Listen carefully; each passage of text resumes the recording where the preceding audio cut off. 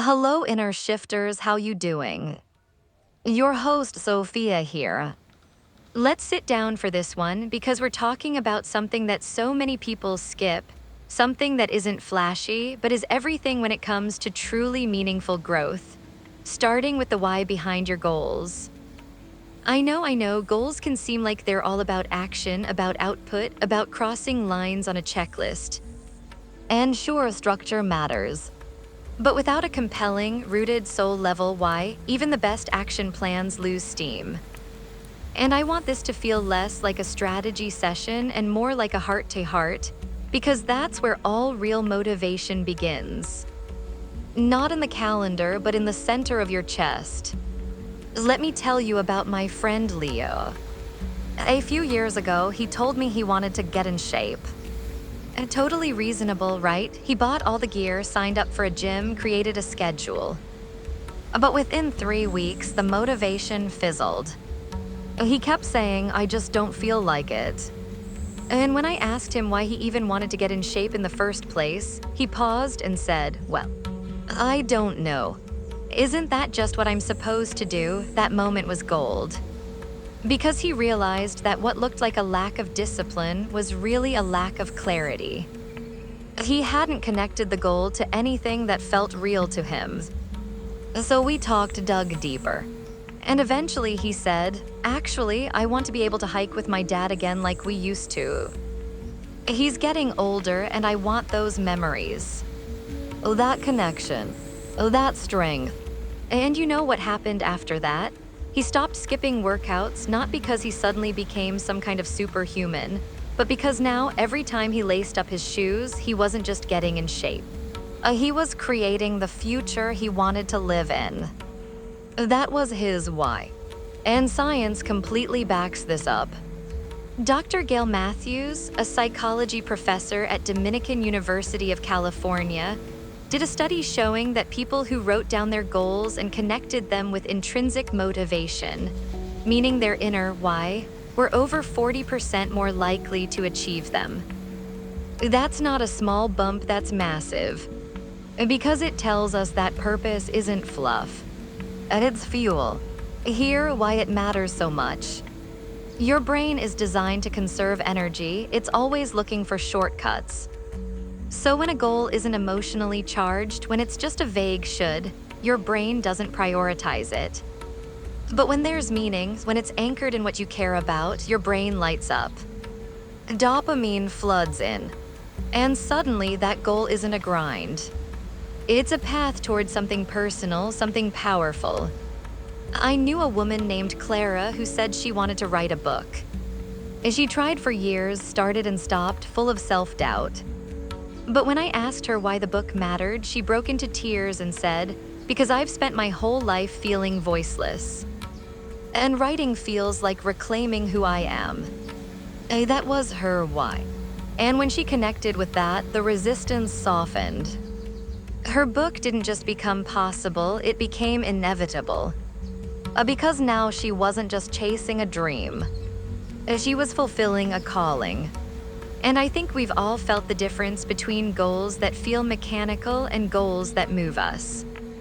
That moment when we stop doing something to impress others or meet an expectation and start doing it because it aligns with who we truly want to be. That shift is magnetic. It pulls us forward in the darkest moments, not because every day feels easy, but because we remember what we're building toward. There's a concept in motivational psychology called self-determination theory, developed by Desai and Ryan, that explains this so beautifully. It says that intrinsic goals, ones connected to autonomy, mastery, and purpose, create higher satisfaction, perseverance, and performance than extrinsic ones, like validation or reward.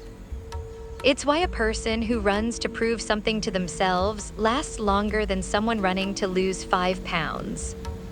The outcome might be the same, but the journey feels radically different. And I want to pause and say, it's okay if you've set goals from a place of should. We've been conditioned to think productivity equals worth, or that our goals need to match what everyone else is doing. But when we give ourselves permission to ask, what do I want and why do I want it? That's when everything becomes more honest, more energizing, more sustainable. I remember my friend Eli saying he wanted to grow his business. But every time he tried to plan, he felt overwhelmed. So I asked, what would success actually feel like to you? He thought for a long time and finally said, freedom. I want to wake up and have coffee with my wife without rushing. I want to travel without guilt. I want to give my kids the life I never had. Suddenly, his business plan wasn't just about numbers. It was about designing a life. And that difference, that's everything. Because when your why is strong, your how becomes creative. You stop following cookie-cutter paths and start building ones that fit. You get resourceful. You stop quitting at the first sign of resistance because now you're not just chasing productivity, you're pursuing meaning. And I'll be real, finding your why doesn't mean it'll all feel easy. You'll still have off days, still face fear, doubt, setbacks. But that purpose, it becomes your compass when you feel lost. Your anchor when the waves hit. You'll be able to say, this is hard and it matters. So I'll keep going. Even something as simple as changing how we write our goals can reflect this shift. Instead of saying, I want to lose weight, you might say, I want to feel strong and energized so I can play with my kids. Instead of, I want to get promoted, say, I want to grow into the kind of leader who lifts people up. Can you feel the difference in those statements? One is pressure. The other is purpose. So if you're sitting with a goal right now that feels heavy or lifeless, breathe. And ask yourself, why did I even want this in the first place? Who am I becoming through this? What does this unlock for me, for others, for the kind of life I want to live? And if the answer doesn't move you, if it feels forced or empty, let that goal go. There's no failure in walking away from a goal that doesn't reflect your heart. The only failure is staying on a path that disconnects you from yourself. Your goals should light something in you. Not because they're easy. Not because they impress others. But because they feel true. Yours. And when they are, when you start with a why that's real and rooted and full of emotion, you don't just set goals. You set direction. And that direction becomes a guiding force, one that makes it easier to prioritize, to adapt, to stay steady even in the chaos. I'll leave you with this, you are allowed to want more. You are allowed to dream. And when you link those dreams to a purpose that feels like it was made for you, you become unstoppable. Not because you never fall, but because you always remember why it's worth getting up again. So go ahead, revisit those goals. Ask yourself the question that unlocks the fire, why does this matter? Then chase that. That's where everything begins. This one is powerful because it turns your dream into something real. Let's talk about how important it is to make your goals specific and tangible. And I don't just mean writing it out clearly, I mean anchoring it in reality so that you can see it, track it, know when you're moving forward and when you're stuck. Because a vague goal, it floats. A specific goal, it walks with you. So let's say someone tells me, I want to be more successful. Cool, that sounds nice. But what does it actually mean? What does it look like to you? Is it about building a business, growing your income, creating more peace in your life? Unless we define it, it stays abstract. And abstract goals are slippery. You can chase them for years and still feel like you're going nowhere. My friend Sophia struggled with this. She kept saying, I want to be healthier. And I get that, who doesn't want that? But for her, it always felt overwhelming. She'd start a diet, stop it. Sign up for workouts and then skip them. She felt like she was failing, but the truth was she just hadn't gotten specific. So one evening we sat down and I said, what does healthy look like to you? Not what Instagram says. And she thought about it. And then she said, okay, healthy means waking up with energy. It means walking without pain. It means eating food that makes me feel light, not guilty. And when she said it out loud, everything shifted. Because now we had something to work with. She picked 3 concrete steps: stretch 10 minutes every morning, cook at home 3 times a week, and walk for 20 minutes after dinner. A simple, specific, achievable. And for the first time, her goal didn't feel like a mountain, it felt like a pass. That's the thing, when a goal is vague, your brain doesn't know what to do with it. But when it's clear and measurable, your brain lights up. There's a whole system in your brain called the goal-seeking mechanism, tied to your prefrontal cortex. This part of the brain is responsible for planning and execution, and it activates when you give it a direction it can understand. Researchers at the University of Scranton found that people who set specific goals were significantly more likely to achieve them compared to those who set general intentions. It's the difference between "I want to write more" and "I'm going to write for 20 minutes every weekday at 7:00 p.m. That second one, it's not a wish, it's a plan.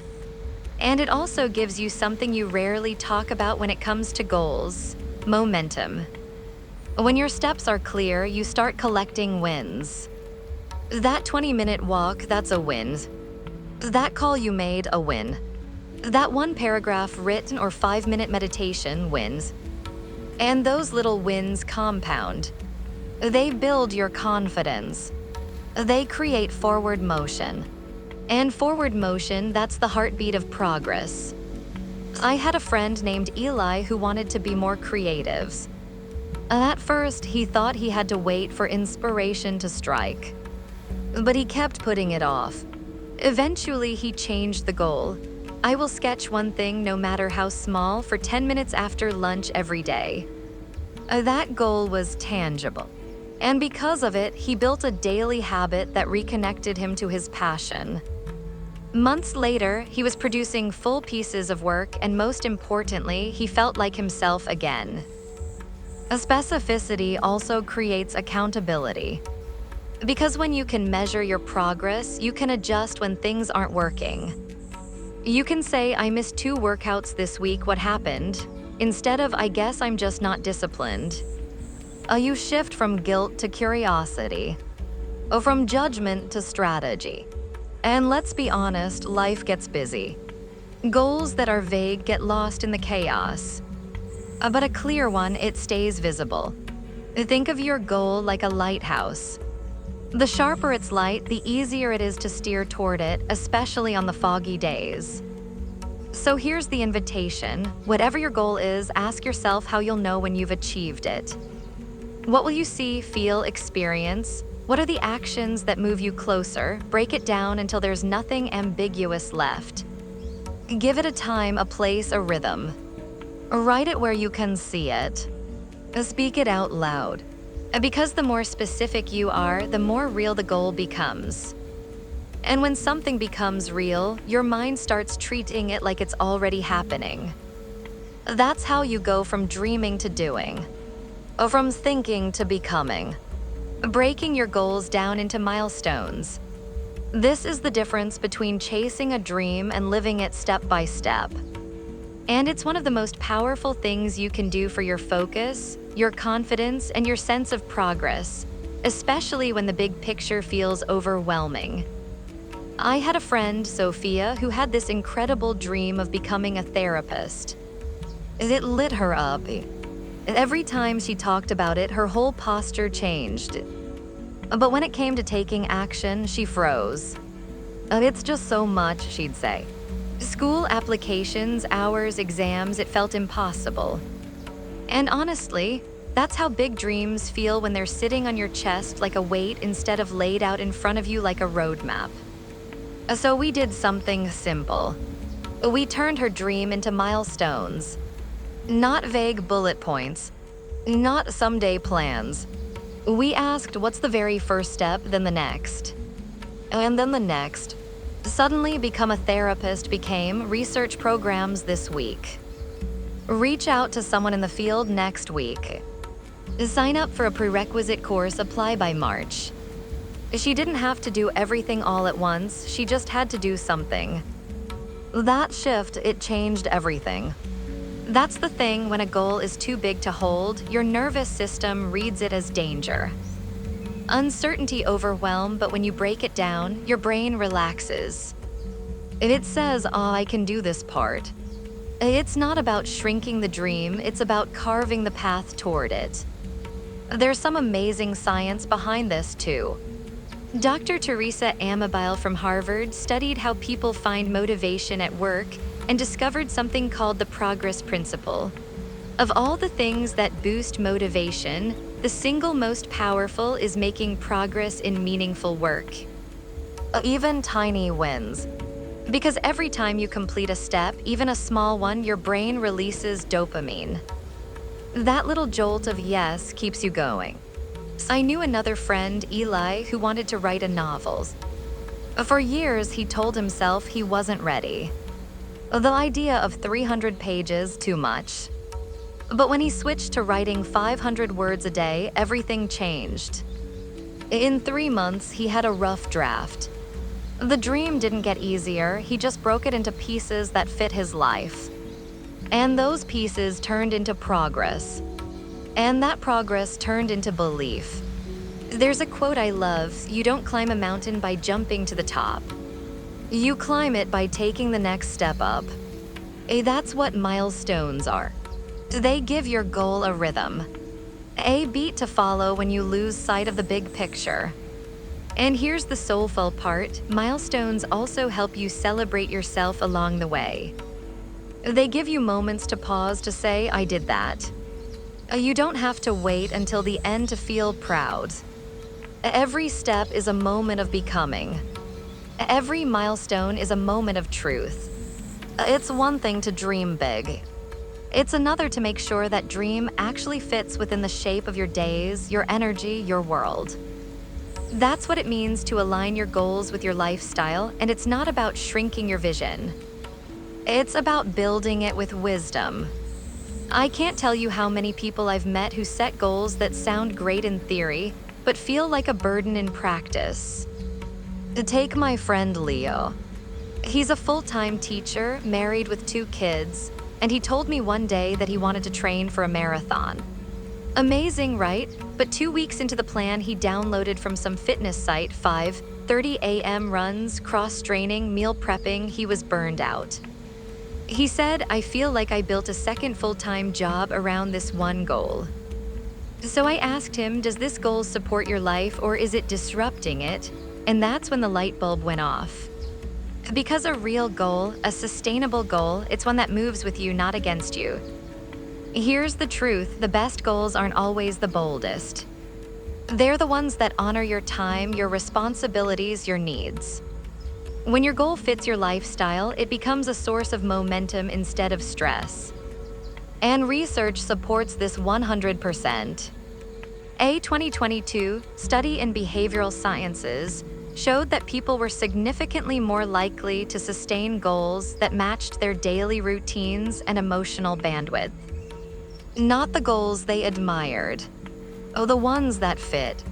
My friend Clara used to set these beautiful goals every January, vision boards, planners, all of it. But by February, she was overwhelmed because none of her goals matched her actual rhythm. She had a demanding job, a chronically ill parent, and very little time. So we shifted the approach. Instead of meditate for 30 minutes every day, she started with 2 minutes of deep breathing before bed. Instead of journal every morning, we switched it to write 1 line while waiting for coffee. Oh, and guess what? She stuck with it. Because it slipped into her life like a key into a lock. That's the magic, when a goal becomes part of the flow, not a disruption. It's not about being smaller. It's about being smarter. Gentle adjustments can make dreams last longer. And this is where compassion matters. So many people shame themselves for not having enough willpower, when really, they just designed a goal that didn't honor their life. Willpower isn't your problem. A design is. Because if your life is filled to the brim and your goal demands an extra 10 hours a week, of course you'll resist it. Your nervous system is wired to protect you from burnout. Aligning your goal with your life means working with your biology, not against it. I thank you so much for listening to this podcast. Remember to like, follow, subscribe, and do all those lovely things you wonderful people do.